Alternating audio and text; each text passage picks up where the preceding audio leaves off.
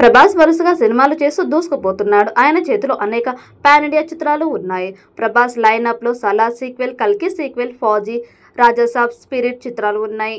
ఏ సినిమాకు ఆ సినిమా ప్రత్యేకమైంది అయినప్పటికీ స్పిరిట్ పై అంచనాలు ఎక్కువగా ఉన్నాయి. ఎందుకంటే దాని దర్శకులు సందీప్ రెడ్డి వంగ కాబట్టి. అయితే ఇప్పుడు స్పిరిట్ సినిమా సెట్స్ మీదకు రావడానికి మరింత ఆలస్యం అయ్యే అవకాశాలు ఉన్నట్లు తెలుస్తోంది.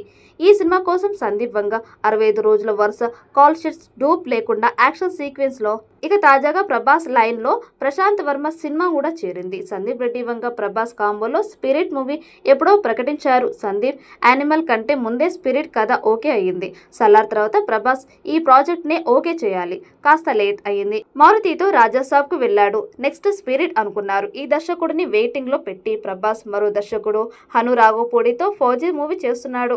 సరే ఫౌజీ తర్వాత సందీప్ తోనే అనుకుంటే ఇప్పుడు సందీప్ ను మరింత వెనక్కి నెట్టాడు ప్రభాస్. ఆ స్థానంలో ప్రశాంత్ వర్మతో ప్రాజెక్ట్ ఓకే అయింది. ఈ మూవీకి సంబంధించి హీరోయిన్ గా భాగ్యశ్రీ బోర్సేను కూడా ఫైనల్ చేసుకున్నారట.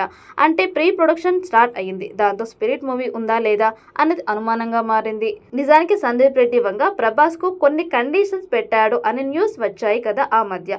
ఆ కండిషన్స్ నే ప్రభాస్ కు నచ్చలేదని అందుకే మెల్లగా సందీప్ ను సైడ్ చేస్తున్నాడు అంటున్నారు.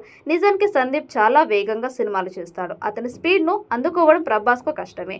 ఈయన కాస్త లేజీగానే ఉంటారు అని ఇండస్ట్రీ అంతా తెలుసు. ఏదేమైనా ప్రశాంత్ వర్మ ఎంట్రీతో ఈ ప్రాజెక్టు పై ఇప్పుడు పూర్తిగా నీలి నీడలు కమ్మనున్నాయి.